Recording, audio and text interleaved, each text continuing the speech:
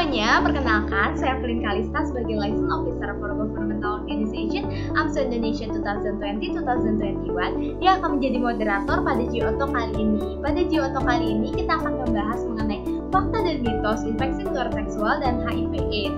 Nah, sekarang kita kedatangan dua orang narasumber yang keren banget nih. Yang pertama ada Dr. Prasetya Mawardi SPKK Konsultan dan Dr. Wiraguna SPKK.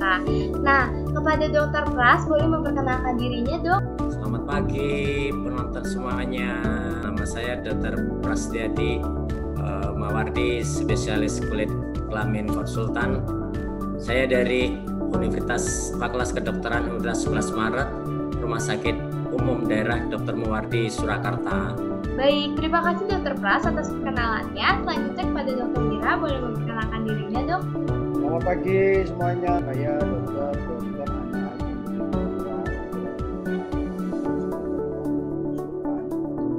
dari Rumah Sakit Umum Pusat Sanglah, Fakultas Kedokteran Universitas Udaya.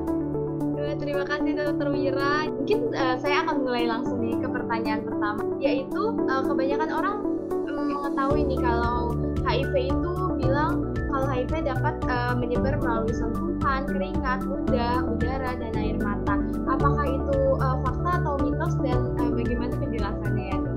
Ya, kita tahu bahwa virus HIV itu hidup pada sel limfosit T yang kita sebut dengan sel T. Sel ini banyak terdapat di darah putih manusia dan tersebar juga di beberapa cairan tubuh manusia dalam jumlah yang berbeda-beda.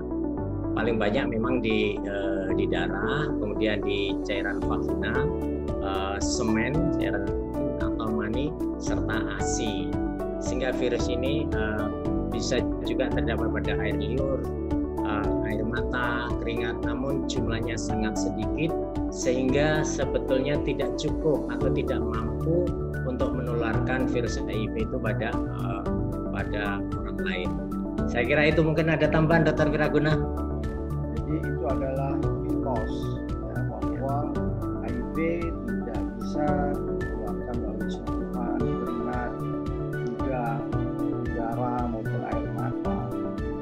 Asal bahwa kalau misalnya ludah ya, itu kita ciuman, tapi kemudian ciuman terjadi permukaan, nah itu bisa ludah itu sebagai alat transmisi. Sepanjang dia tidak ada permukaan atau kita waktu olahraga ya, kita berkeringat, nah kalau bersentuhan itu saya kira tidak akan menularkan. Tapi pada saat bersentuhan, kalau olahraga bisa terjadi permukaan, nah itu bisa. Wah iya, terima kasih dokter jawabannya. Jadi itu merupakan mitos ya, Dok, pernyataan pertama itu. Baik dokter. Boleh untuk pertanyaan kedua saya tujukan kepada Dokter Wira. Orang mengira nih, Dok, kalau misalkan kita dengan berdekatan dengan ODA, dengan orang dengan HIV/AIDS, itu kita bisa langsung tular nih, Dok. Apakah itu fakta atau mitos, Dok? Oke, itu mitos ya itu. Jadi kita tidak akan tertular dengan HIV gara-gara hanya berdekatan dengan ODA. Sehingga kita tidak boleh mengucilkan ODA ya, karena itu tidak akan menularkan. Apabila kita bergaul, berdekatan ya, bersalaman, berpelukan pun sebetulnya tidak akan menularkan. Karena menularnya HIV itu adalah lebih besar apabila kita melakukan hubungan seksual secara genitogenital, anogenital, urogenital, itu mempunyai risiko besar untuk menularkan HIV. Oke, terima kasih Dokter Wira atas jawabannya. Mungkin boleh Dokter Pras bisa ditambahkan untuk sekian. Ya, Evelyn, itu memang satu mitos ya. Jadi kalau kita bersosialisasi dengan ODA ya, itu tidak akan memiliki risiko menularkan. Seseorang hanya dapat tertular virus jika berkontak dengan darah, ASI, air mani, vagina atau dubur pengidap HIV tadi yang disebutkan oleh Dr. tidak guna tergantung perilaku seksual kita. Namun demikian, cairan ini juga harus cukup dengan selap lendir orang lain seperti di dalam atau di dubur, vagina, penis atau mulut untuk menularkan virus. Penularan yang cukup signifikan adalah melalui bagian tubuh kita yang mengalami perlukaan, atau kita kalau menggunakan sebagai drug user atau penggunaan jarum suntik. Sedikit saya tambahkan, Evelyn, bahwa samping dengan lewat hubungan seksual itu dan jarum suntik, itu lewat transfusi darah itu juga bisa menularkan HIV, dan juga transmisi vertikal dari ibu pada bayinya, baik secara intrauterin, intrapartum maupun pasca natal pada saat menyusui, itu juga bisa menularkan HIV. Terima kasih Dr. Pras dan Dr. Wira atas jawabannya. Jadi perlu diingat banget kalau dengan berdekatan dengan ODA itu nggak akan menularkan kepada kita ya dok. Jadi jangan mengucilkan ya orang ODA. Jadi seperti biasa kita punya sahabat tetap, kita bergaul tetap ya. Jangan kemudian dengan ODA itu stigma. Jadi membuat stigmasi pada masyarakat bahwa kita harus menghindari orang ODA. Justru kita memberikan support, dukungan orang-orang dengan HIV positif. Baik dokter, terima kasih atas jawaban. Saya akan lanjut ke pertanyaan selanjutnya ya dok. Pertanyaan ini bisa dijawab oleh Dokter Pras. Nah, seperti yang kita tahu bahwa HIV/AIDS itu ada obat-obatnya seperti antiretroviral. Nah, apakah obat-obatan seperti antiretroviral itu akan pasti menyembuhkan HIV/AIDS atau HIV/AIDS itu tidak akan bisa disembuhkan nih dok? Diketahui Evelyn bahwa sampai saat ini virus itu kan obat eliminasi yang pasti itu kan belum diketahui ya. Jadi obat-obat antiretroviral ini ya tujuannya memang bukan untuk mengeliminasi HIV/AIDS ke dalam tubuh kita, tapi obat ini adalah dapat memperlambat replikasi dari HIV ya. Obat antiretroviral yang direkomendasikan itu terdiri dari beberapa macam ya, ada multi drug ya, ada 2 atau 3. Sampai saat ini biasanya kita berikan 3 macam obat. Tujuannya adalah diberikan multiple drug karena untuk mencegah terjadinya resistensi. Obat ini bekerja dengan mengurangi viral load ya, mengurangi viral load yaitu mengurangi jumlah virus HIV yang ada di dalam tubuh kita sehingga kita bisa lebih sehat, lebih lama hidup kita, dan mengurangi risiko penularan terhadap orang lain, karena penularan itu sangat berhubungan erat dengan viral load atau jumlah virus yang ada pada penderita HIV. Pada beberapa orang viral load dapat menjadi sangat rendah sehingga tidak terdeteksi. Namun bukan berarti virus ini hilang ya, dan tidak berarti orang tersebut dikatakan sembuh atau tidak mengidap HIV. Jadi virus HIV ini tetap kita tetap ada di dalam tubuh kita, hanya saja jumlahnya sangat kecil sehingga belum tentu mampu untuk menularkan pada orang lain. Tapi bukan berarti orang ini udah sama sekali terhindar dari virus HIV. Jadi apakah obat-obat seperti antiretroviral dapat menyembuhkan HIV itu sebetulnya adalah bagaimana ya, mitos sebenarnya, karena ini tujuan utamanya hanya adalah memperlambat perkembangbiakan atau replikasi dari virus HIV itu sendiri. Baik, terima kasih Dokter Pras, Dokter Wira atas jawabannya. Mungkin dok, berarti kalau misalkan obat antiretroviral itu tidak dapat menyembuhkan orang HIV/AIDS, apakah orang dengan HIV/AIDS itu harapan hidupnya kecil? Mungkin Pak Dokter Wira bisa dijawab. Jadi harapan hidupnya itu tetap besar seperti harapan hidup orang-orang yang tidak menderita HIV. Dengan ketentuan dia harus disiplin ya, meminum obat-obat anti retroviral ataupun obat-obat yang diberikan oleh dokternya itu rutin ya dan taat, itu kuncinya. Sehingga tetap bagi orang-orang yang tidak terinfeksi HIV, bahwa penderita HIV juga mempunyai harapan yang besar untuk di dalam kehidupan ini, di dalam tugas-tugasnya, dalam kehidupan sehari-harinya, seperti orang-orang yang tidak terinfeksi HIV. Baik, berarti tidak ada harapan hidup bagi seorang yang terkena HIV itu mitos ya dok?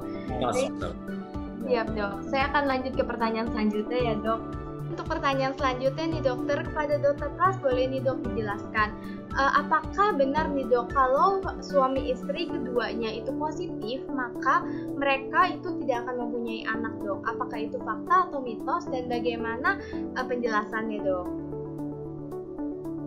Itu mitos ya, bahwa tetap apabila pasangan suami istri yang HIV positif itu tetap bisa mempunyai anak dengan syarat, ya ada syarat-syaratnya ya.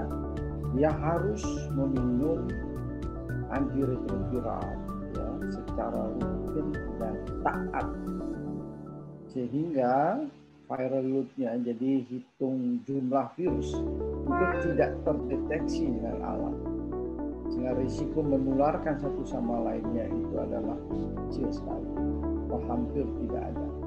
Nah, apabila ada pada saat kondisi seperti itu, maka pasangan ini bisa mempunyai anak. Jadi tetap bahwa kita pasangan itu mempunyai harapan ya, mempunyai harapan untuk mempunyai keturunan. Baik, terima kasih Dokter Wira atas jawabannya. Baik Dokter Pras, bisa ditambahkan? Ya, jadi adalah mitos bila jika suami istri keduanya reaktif HIV, mereka tidak bisa mempunyai anak. Ya, penderita ODA menginginkan keturunan sebaiknya melakukan konsultasi ke dokter terlebih dahulu. Ya, dokter akan memberikan option bagaimana caranya untuk melakukan program hamil. Ya. Jika di dalam darah pada limfosit T CD4 tinggi, kesehatannya baik dan kedisiplinan minum ARV tinggi, maka ODA tersebut dapat merencanakan kehamilan. Kuncinya sebelum memutuskan pasangan ODA untuk melakukan program memiliki anak, sebaiknya kita program ODA kita edukasi untuk melakukan konsultasi terlebih dahulu pada dokter. Seperti yang sudah disampaikan Dokter Pras tadi, kuncinya juga, jadi kalau menginginkan pasangan itu mempunyai anak, jadi dia harus mempersiapkan dirinya dulu dan harus memenuhi syarat-syarat itu. Jangan sampai itu belum diedukasi, belum diberikan syarat akan boleh hamil, tiba-tiba hamil di luar perencanaan. Nah, itu yang harus dicegah. Bagaimana ya pasangan itu mencegah kehamilan yang tidak diinginkan. Ya. Nah, apabila dia mempunyai program, nah dia harus di samping minum antiretroviral juga harus konsultasi ke dokter kandungan. Nah, selama hamil dia harus melakukan suatu pemeriksaan yang rutin kepada dokter kandungan. Kemudian pada saat menjelang lahir, jadi anaknya harus dikonsultasikan ke dokter spesialis anak. Jadi semuanya itu terkontrol. Orang tuanya tetap pada level 0, viral load-nya 0. Kemudian pada awal hamil memang sudah disetujui oleh dokter kandungan, sudah waktu melahirkan itu tetap dalam pengawasan dokter anak. Baik, jadi jika suami istri keduanya positif itu mitos ya dok, mereka tidak bisa mempunyai anak asalkan mereka memeriksakan diri terlebih dahulu dan melakukan konsultasi sebelum merencanakan mempunyai anak, seperti itu ya dok. Iya, betul. Ya. Baik dok, pertanyaan selanjutnya bisa dijawab kepada Dokter Pras terlebih dahulu.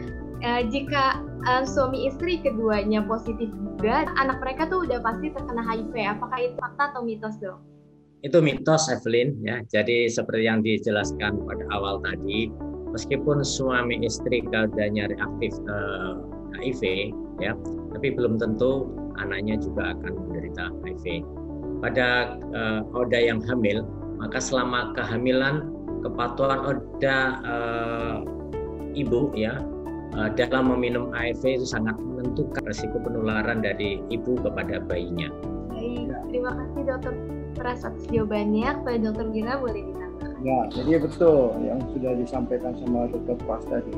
Jadi itu mitos bahwa tidak ada kepastian atau tidak pasti apabila kedua orang tuanya positif HIV, kemudian janin yang dikandungnya dan anak yang dilahirkan itu pasti positif, yaitu mitos.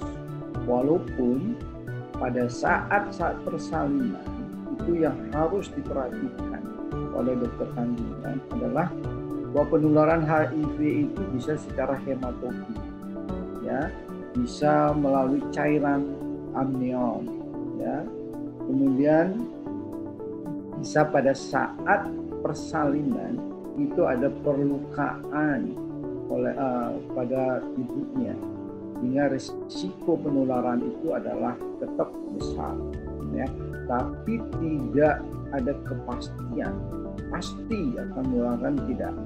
Asal syaratnya seperti yang disampaikan tadi, bahwa jumlah virus itu tidak terdeteksi oleh alat yang untuk menghitungnya hingga sampai zero, sehingga risiko untuk penularan itu menjadi kecil.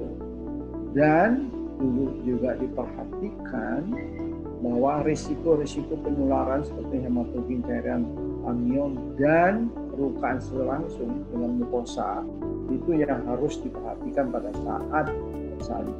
Baik, terima kasih Dokter Pras, Dokter Wira atas jawabannya. Berarti jika suami istri keduanya positif, anak mereka pasti terkena HIV, itu mitos banget ya Dok? Betul, ya. Siap Dok. Saya akan lanjut ke pertanyaan selanjutnya, bisa dijawab kepada Dokter Wira terlebih dahulu. Nah, kebanyakan orang menyangka bahwa HIV itu merupakan penyakit untuk orang-orang homoseksual gitu Dok. Apakah itu fakta atau mitos Dok? Ya, itu mitos itu ya. Mungkin di awal-awal perkembangan HIV itu memang banyak dijumpai pada orang-orang yang homoseksual, ini perilaku homoseksual. Tapi di perkembangan berikutnya sampai saat ini ternyata itu tidak didominasi pada homoseksual, tapi juga kelompok heteroseksual itu juga tinggi. Karena penularan HIV ya pada saat kalau memang di awal-awal itu adalah karena cara ya metode berhubungannya itu sehingga menimbulkan suatu perlukaan sehingga akan memudahkan transmisi dari HIV ini. Tapi dalam perkembangannya bahwa banyak juga kemudian bahwa HIV ini ditularkan lewat hubungan seksual genitogenital, ya, sehingga banyak juga pada kelompok heteroseksual, ya. Kemudian penggunaan jarum suntik, ya, itu juga sebagai alat atau risiko tertularnya HIV, sehingga pada orang-orang pengguna narkoba, ya, dengan narkoba suntik itu juga tinggi insiden HIV-nya. Ya. Jadi itu mitos bahwa HIV itu adalah hanya mengenai kelompok homoseksual. Baik, terima kasih Dokter Wira atas jawabannya. Kepada Dokter Pras bisa menambahkan Dok. Jadi HIV memang bukan melulu penyakit homoseksual, tapi perilaku homoseksual memiliki risiko paling tinggi untuk menularkan virus HIV.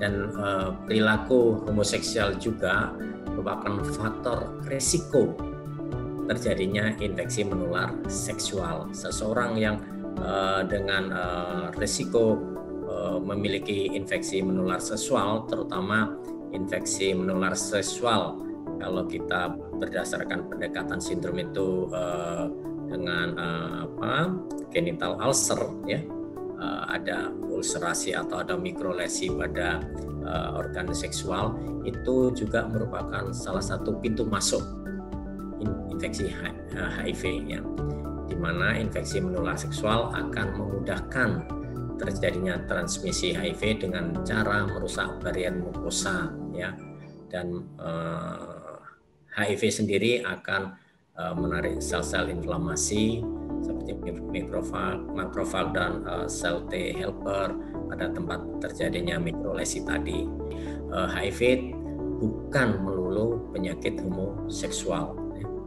Tapi perilaku homoseksual meningkatkan risiko tidak saja infeksi HIV, tapi juga infeksi menular seksual yang lain. Seperti yang di rumah sakit kami dalam 5 tahun yang lalu, sifilis itu udah di luar 10 besar kunjungan pasien di poliklinik infeksi menular seksual. Tapi dalam 5 tahun terakhir, dalam 3 tahun terakhir, sifilis itu udah mulai meningkat lagi.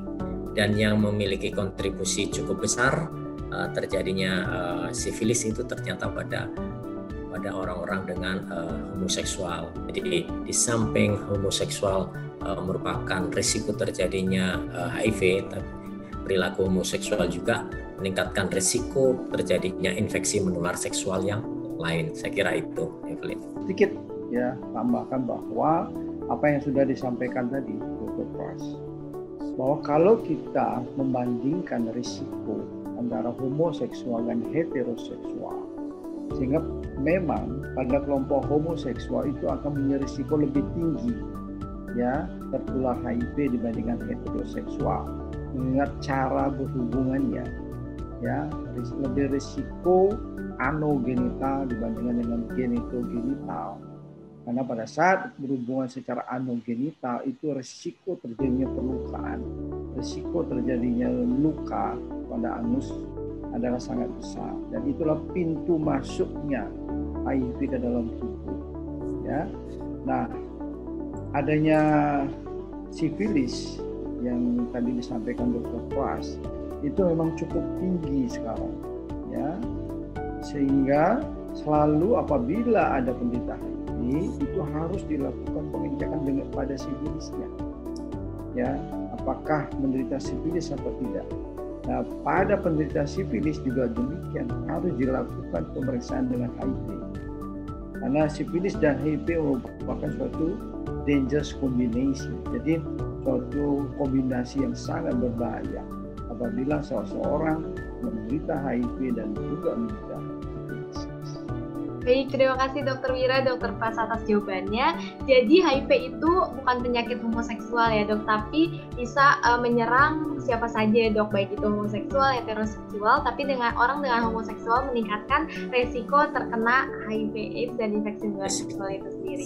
Saya lanjutkan ke pertanyaan selanjutnya kepada Dr. Wira, boleh dijawab terlebih dahulu. Nah, apakah setiap orang yang terkena HIV itu akan terkena AIDS dok? Itu apakah mitos atau fakta? Itu mitos. Jadi tidak harus seseorang yang menderita HIV itu akan sampai di stadium akhir. Ya, jadi orang itu bisa tidak sampai ke stadium AIDS asalkan ya dia minum ya antiretroviral, ya, obat antivirus secara konsisten, jadi taat aturannya, kemudian jangan sampai ya terinfeksi oleh kuman-kuman atau bakteri yang lain, sehingga ini akan melemahkan kondisi tubuhnya dan ini akan memudahkan kemudian akan memasuki stadium akhir. Sepanjang dia hidup yang sehat, kemudian dia taat minum antivirusnya, maka dia tetap hidup seperti layaknya orang yang tidak terinfeksi oleh HIV.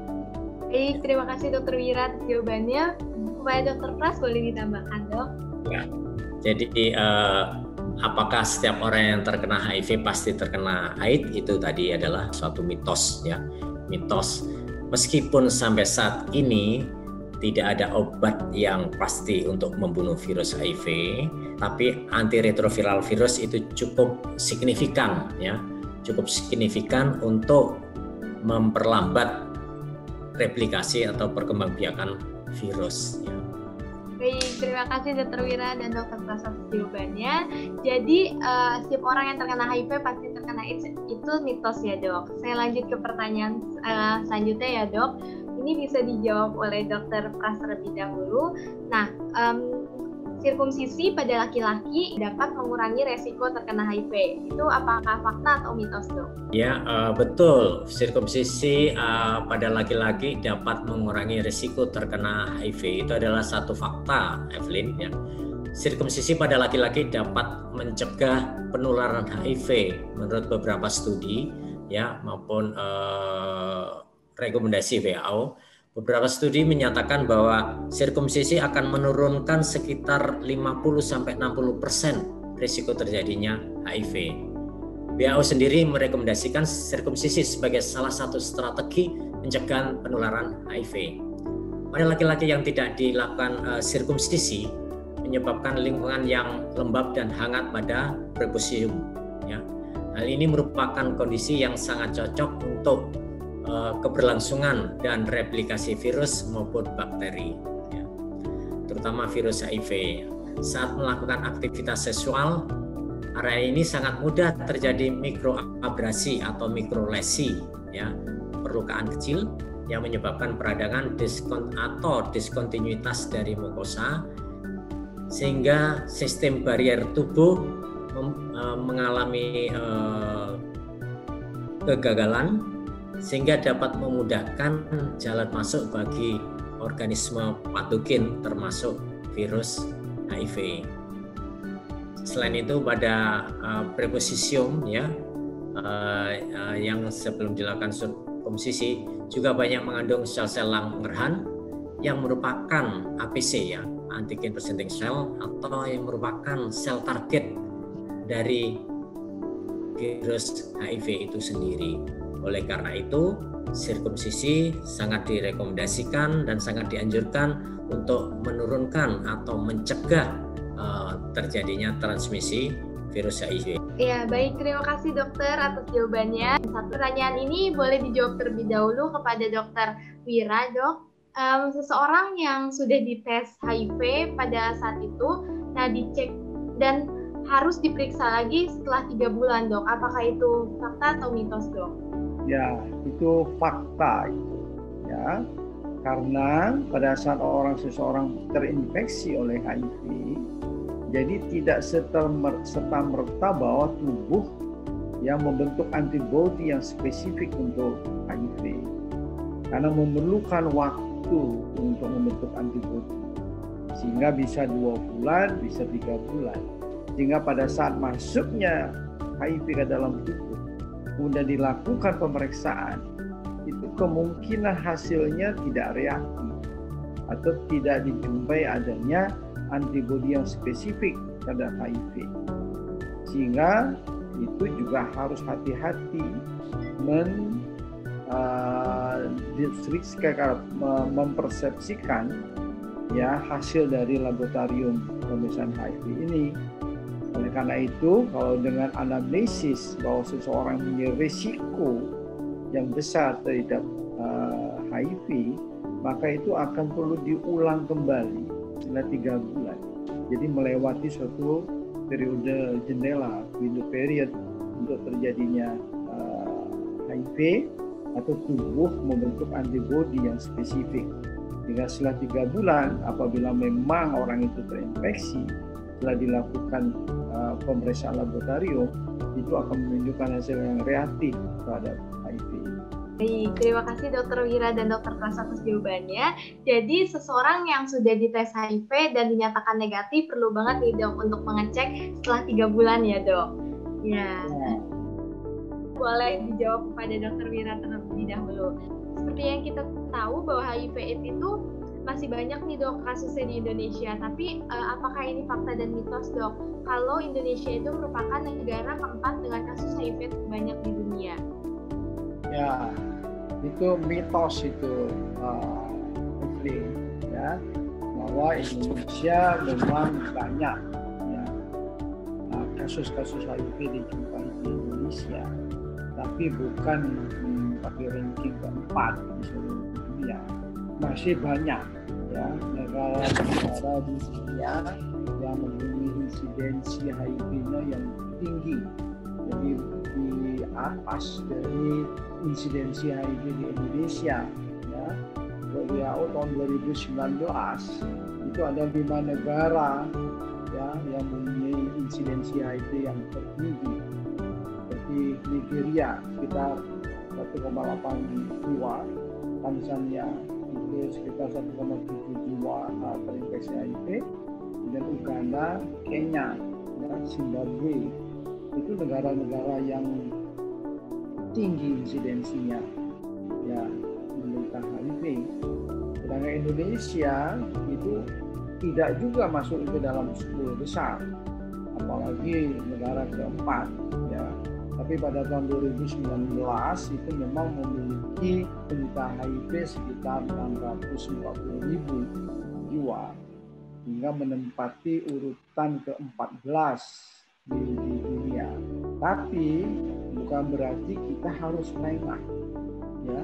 Jangan sampai peringkatnya itu naik. Harusnya peringkatnya semakin lama makin tinggi.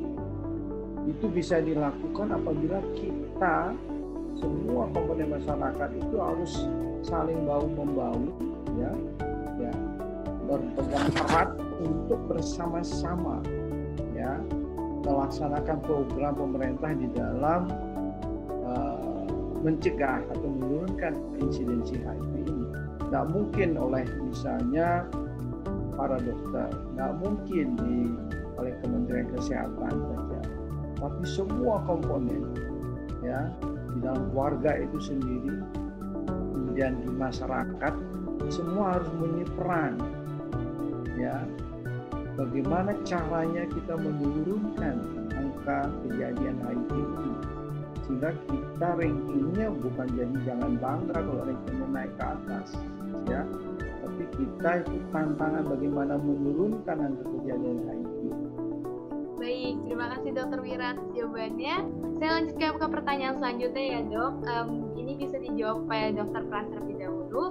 Seperti yang kita tahu bahwa sekarang kondisi dunia bahkan Indonesia sedang menghadapi pandemi COVID-19. Nah, apakah fakta atau mitos nih dok, orang yang terkena HIV itu lebih beresiko terkena COVID-19 dok? Fakta ya, fakta orang yang terkena HIV lebih rentan terkena COVID-19. Meskipun sampai saat ini belum terdapat informasi spesifik ya yang bisa menjelaskan paparan risiko COVID-19 pada orang yang positif HIV, tapi orang dengan HIV memiliki risiko lebih tinggi untuk tertular virus COVID-19. Hal ini disebabkan karena pada penderita HIV termasuk dalam kelompok penderita yang imunokompromis, yaitu salah satu kelompok yang rentan terhadap infeksi virus HIV/AIDS. Salah satu penelitian menyebutkan bahwa orang HIV lebih rentan terkena COVID-19 jika memiliki multimorbiditas. Ya, multimorbiditas tidak cukup komorbid tunggal aja, tapi berbagai komorbid ya, seperti hipertensi, obesitas, hiperlipidemia, penyakit paru obstruktif menaun maupun diabetes. Dalam satu penelitian kohort menunjukkan bahwa komorbiditas terbanyak pada orang HIV dengan infeksi COVID-19 adalah pada penderita hipertensi dan diabetes. Ya. Karena COVID-19 ini adalah salah satu virus baru, ya, berbeda dengan virus corona yang lain, sehingga patofisiologi, patogenesis dan sebagainya itu masih belum kita pahami secara pasti ya. Mudah-mudahan dalam ke depan ya sejalan dengan perkembangan dan perbaikan klinis yang dialami oleh penderita-penderita HIV itu akan membuka wawasan kita lebih luas ya tentang patofisiologi dan patogenesis dari infeksi COVID-19. Saya kira itu. Mungkin Dr. Wiraguna bisa menambahkan, Dok. Ya. Jadi COVID itu sama ya. Jadi disebabkan oleh virus ya. Walaupun tipe virusnya tentu berbeda. Jadi penyebabnya adalah virus. Nah, virus tergantung juga karena sampai saat ini kan tidak ada obat untuk virus. Yang bisa menghadapinya itu adalah sistem tertentu dalam tubuh kita. Nah, pada orang COVID itu ada beberapa mobilitas dengan orang-orang yang mempunyai imunitas yang menurun atau imunodefisiensi dibandingkan dengan orang yang imunitasnya normal, imunokomponen. Orang-orang yang mempunyai imunitas yang rendah itu mempunyai risiko yang lebih besar ya, terinfeksi oleh COVID-19 ini. Dalam artian bahwa orang yang terinfeksi oleh virus COVID-19 ini itu mempunyai gejala klinis yang lebih berat sampai menimbulkan kematian ya, dan angkanya kejadiannya lebih besar dibanding orang-orang yang mempunyai imunitas yang kuat. Oleh karena itu risiko orang yang menderita HIV itu lebih besar terinfeksi oleh COVID-19. Itu adalah suatu fakta. Apabila seorang penderita HIV minum obat antivirus itu secara rutin dan secara konsisten, maka sistem kekebalan tubuhnya akan bisa dijaga, sehingga apabila terinfeksi oleh COVID-19 itu tidak bersifat fatal. Jadi tubuhnya masih mampu untuk melawan infeksi COVID-19. Baik dokter, jadi tadi sudah sekalian menjawab juga ya dok. Jadi orang dengan HIV/AIDS yang sedang melaksanakan terapi antiretroviral itu dapat mengurangi resiko terkena COVID-19, itu fakta ya dok berarti? Ya, fakta. Baik, terima kasih Dr. Wira dan Dr. Pras atas jawabannya. Pertanyaan selanjutnya itu saya tujukan kepada Dr. Wira terlebih dahulu. Nah, di situasi pandemi COVID-19 ini nih dok, orang dengan HIV/AIDS mengalami perburukan stigma karena diperparah oleh keadaan pandemi COVID-19 ini. Apakah ini fakta atau mitos dok? Ini fakta ya, itu bahwa makin bertambahlah stigma pada orang HIV, seolah-olah bahwa orang HIV itu akan mudah menularkan COVID-19 ini kepada orang lain, ya, karena mengingat daya tahan tubuhnya ya yang rendah, kemudian adanya COVID-19 ini itu perkembangan virusnya semakin besar, ya, semakin banyak, sehingga ini punya risiko untuk menularkan kepada orang lain juga semakin besar, ya. Oleh karena itu pada orang-orang yang menderita HIV ya itu dengan situasi seperti ini harus lebih waspada, lebih cermat di dalam meningkatkan imunitas tubuhnya sehingga tidak menambah stigma bahwa orang HIV ini juga orang-orang yang menularkan COVID itu kepada orang lain. Tapi dengan kita menjaga kesehatan kita, minum obat-obat yang dianjurkan oleh dokter. Baik, terima kasih Dokter Pras dan Dr. Wira atas jawabannya. Jadi pada situasi COVID-19 ini fakta ya dok, kalau ODA dengan ODA akan mengalami perburukan stigma. Baik dokter, pertanyaan selanjutnya boleh dijawab terlebih dahulu oleh Dr. Pras dok. Ini mengenai infeksi menular seksual nih dok. Apakah fakta atau mitos nih dok IMS dapat ditularkan melalui kloset toilet umum dok? Itu mitos ya, mitos sekali. Sampai saat ini tidak terdapat bukti penelitian bahwa infeksi menular seksual dapat menular melalui kloset umum. Penyebaran infeksi menular seksual seperti sifilis, ya, genital birth, ya, gonore ditularkan melalui hubungan seksual. Infeksi menular seksual yang lain seperti herpes itu juga 98% ditularkan melalui hubungan seksual. Terima kasih Dokter Wira dan Dokter Pras atas jawabannya, benar banget nih dok. Saya lanjutkan ke pertanyaan selanjutnya ya dok. Nah, infeksi menular seksual itu kadang-kadang nggak bergejala nih dok. Apakah ini fakta atau mitos dok?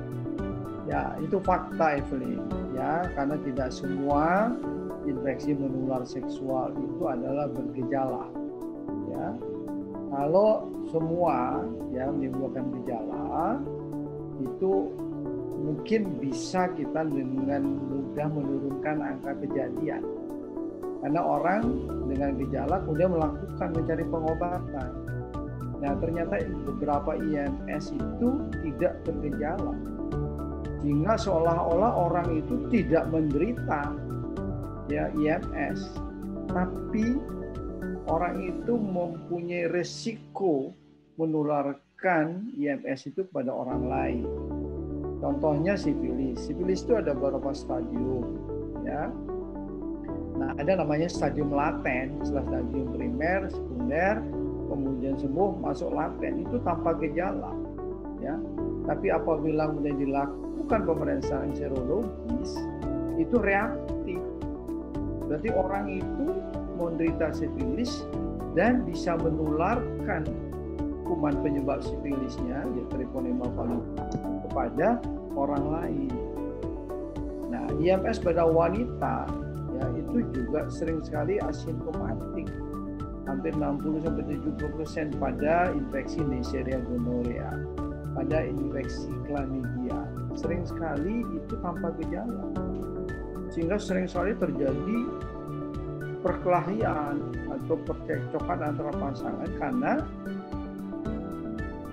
pasangan laki-lakinya kemudian mengalami gejala klinis, ya, misalnya mengeluarkan bulu tubuh pada alat kelaminnya dari uretranya, tapi wanitanya kemudian tidak mengaku karena tidak ada gejala.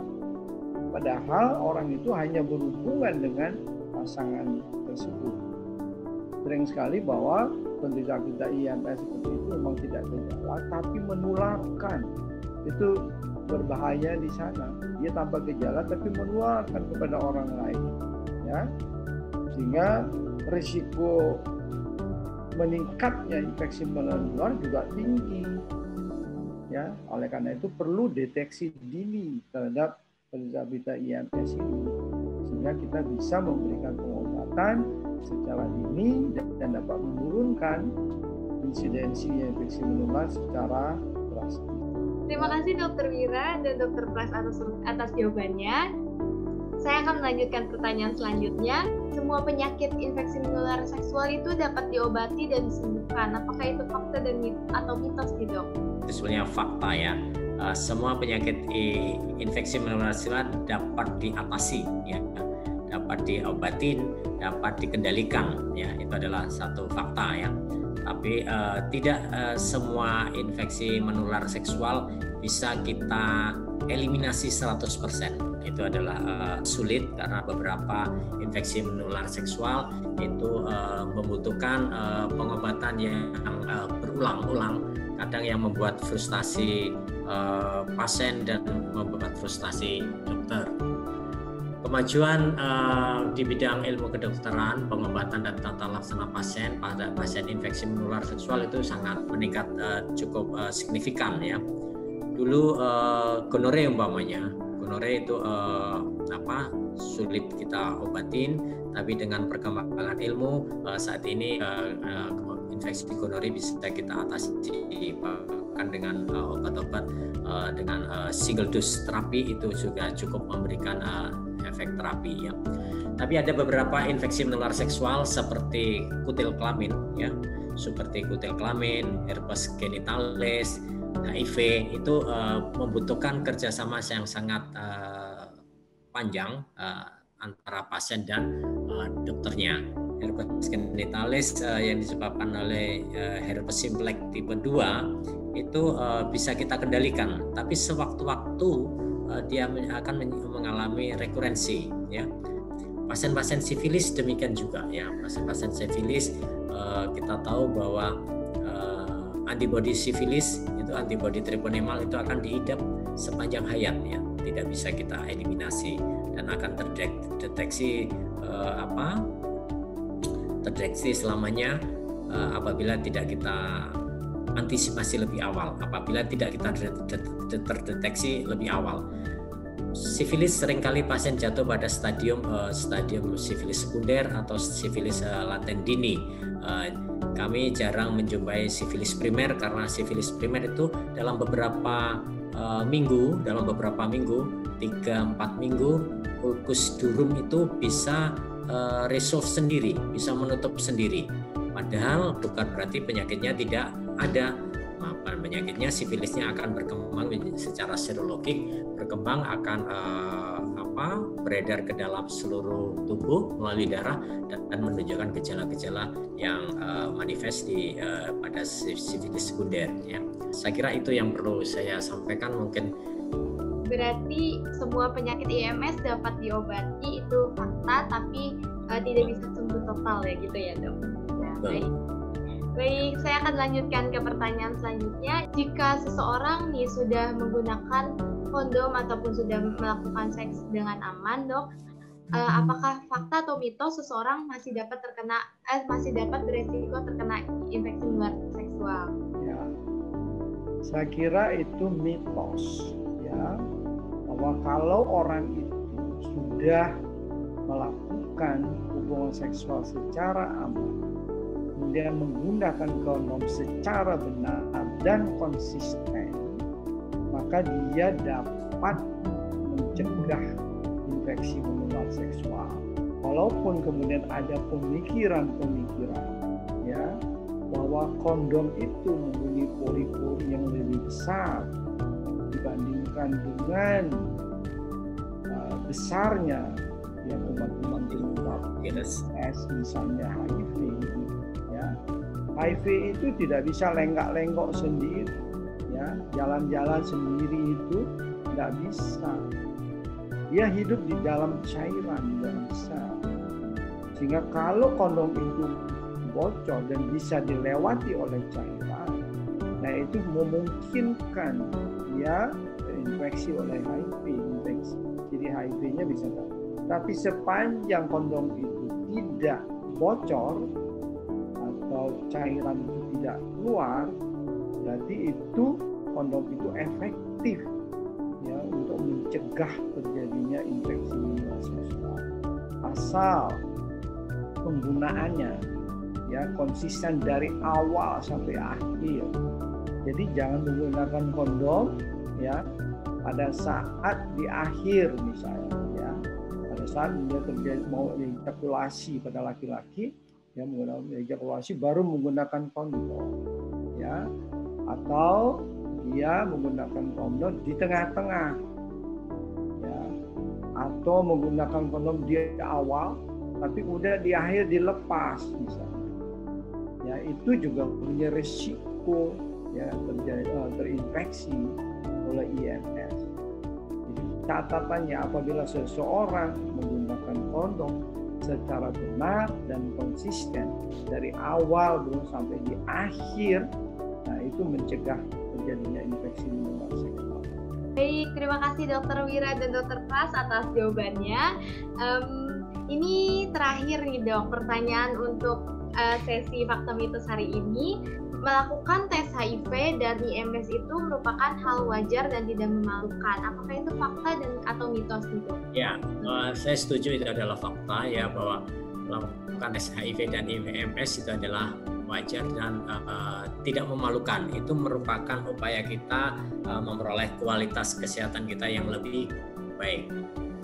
Kita perlu melakukan tes IMS jika sudah melakukan aktif secara seksual, apalagi kalau kita memiliki perilaku seksual yang berisiko. Apalagi kita juga bila mengalami berbagai keluhan di area genital seperti munculnya benjolan, discharge, keluarnya cairan di tubuh yang atau nyeri pada waktu kencing dan sebagainya. Janganlah ragu, ya, kita untuk segera konsultasi ke dokter terdekat, terutama dokter spesialis kulit dan kelamin atau spesialis dermatologi dan venerologi. Namun janganlah Anda sendiri yang datang ke dokter spesialis kulit dan kelamin, datanglah bersama pasangan Anda. Sebaiknya pasangan juga diajak bersama pasangan juga diminta untuk bersama-sama melakukan pemeriksaan IMS maupun HIV. Bagi Anda yang hendak melangsungkan pernikahan, lakukanlah tes IMS untuk mencegah terjadinya infeksi menular seksual selama melangsungkan pernikahan, setelah melangsungkan pernikahan. Pasalnya, tidak semua penyakit kelamin menunjukkan tanda-tanda yang jelas dan terlihat, dan bahkan tadi telah disampaikan bahwa banyak penyakit infeksi menular seksual yang tidak menunjukkan gejala atau asimptomatis. Baik, terima kasih jawabannya Dr. Wira dan Dr. Pras. Mungkin dari Dr. Wira dan Dr. Pras bisa memberikan closing statement nih Dok, terkait bagaimana pentingnya menjaga sexual health bagi remaja. Kita ketahui bahwa pemahaman dan pengetahuan remaja terhadap kesehatan reproduksi ini memang terbilang agak rendah ya. Selain itu, agar lebih efektif pemahaman terhadap seksualitas dan kesehatan reproduksi perlu dikontekstualisasikan berdasarkan realitas dan kondisi remaja. Apalagi sekarang kita tahu zaman teknologi 4.0 ya, bahkan nanti akan menjadi ke teknologi 5.0 itu di mana remaja-remaja milenial dapat memperoleh informasi ini secara tanpa ada perbedaan batas ruang dan waktu.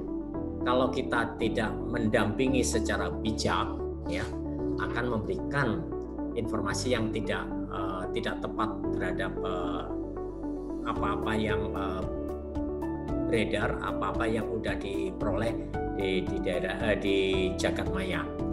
Oleh karena itu diharapkan dapat memberikan konstruksi seksualitas remaja secara positif sebagai makhluk sosial, ya, sebagai di mana remaja itu juga merupakan makhluk seksual atau sexual being yang memiliki hak kesehatan reproduksi dan agar dapat bertanggung jawab terhadap kesehatan seksual dan reproduksinya. Itu yang penting harus kita tanamkan pada remaja kita, ya. Jadi perlunya dilakukan suatu edukasi tentang kesehatan reproduksi pada remaja. Karena remaja punya pengetahuan yang memadai, ya, untuk mencegah terjadinya infeksi menular seksual dan ini. Dengan pengetahuan yang cukup, mereka akan tahu mana yang boleh dan mana yang tidak boleh dilakukan, ya. Dan jangan sampai mempunyai karakter yang sok gagah-gagahan, ya, sok kuat bahwa saya harus hanya satu kali saja berhubungan, itu tidak mungkin tertular, ya. Jadi setiap kali hubungan, ya, satu kali pun Anda mempunyai risiko yang sama untuk terjadinya atau menderita infeksi menular seksual maupun HIV. Jangan sampai saya kuat, badannya sehat, tidak mungkin tertular IMS. Itu juga harus dihindari, ya. Nah, pada remaja tentu yang paling baik itu adalah tidak melakukan hubungan seksual sebelum menikah. Itu adalah yang paling kunci utama untuk menghindari diri kita tertular oleh infeksi menular seksual. Mungkin buat tambahan kedua nih Dok, di mana dunia sedang berjuang untuk mencapai goals tahun 2030 dunia bebas HIV/AIDS nih Dok. Kepada Dr. Pras sama Dr. Wira mungkin bisa diberikan pesannya untuk para remaja yang menonton Puji Oto kali ini, apa sih peran yang bisa kita lakukan Dok untuk mencapai goals tersebut? Terima kasih Evelyn. Yang penting adalah satu, hindari seks sebelum menikah.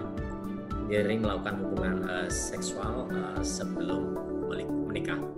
Kemudian setia pada satu pasangan kalau dia udah remaja tersebut melakukan menikah. Lakukanlah vaksinasi terhadap virus HPV, ya, virus HPV, ya. Virus HPV direkomendasikan diberikan seawal mungkin, ya, bahkan pada anak-anak usia 9 tahun, ya. Bila semuanya tidak memungkinkan, gunakanlah kondom kalau melakukan hubungan seksual yang dilakukan secara ekstramarital, ya, gunakan kondom. Teliti sebelum melakukan perawatan yang menggunakan berbagai alat yang sifatnya seperti jarum suntik, ya. Kita perlu meminta edukasi, meminta penjelasan kepada siapapun, ya, tenaga kesehatan, ya, apabila melakukan penggunaan alat-alat jarum suntik, sehingga kita dapat memperoleh informasi yang sejelas-jelasnya. Saya setuju dengan Dr. Pras. Jadi pada kaum remaja, pertama tidak melakukan hubungan seksual ya sebelum menikah. Ya. Kemudian melakukan suatu aktivitas yang positif pada lingkungannya. Ya. Bagaimana kita tidak masuk di dalam suatu pergaulan yang menggunakan narkoba, narkoba suntik. Yang kedua, tidak minum minuman yang beralkohol.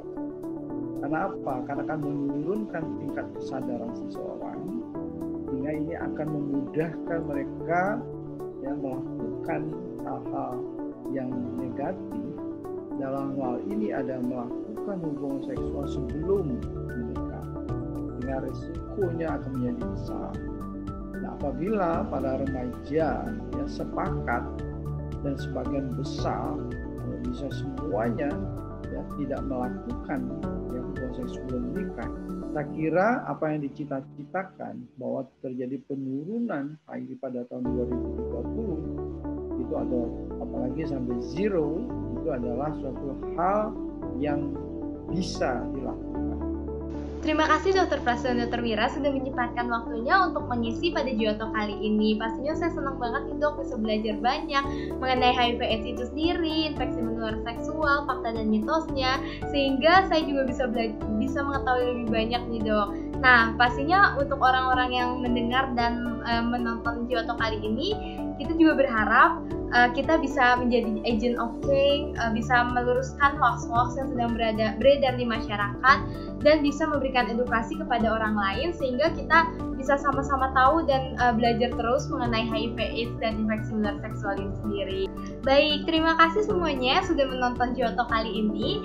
Nah, jangan lupa nih teman-teman untuk ikutan webinar dan talk show yang diadakan AMSA Indonesia pada 28 November 2020 hari Sabtu di Zoom meeting. Nah, terima kasih teman-teman. Goodbye and have a nice day.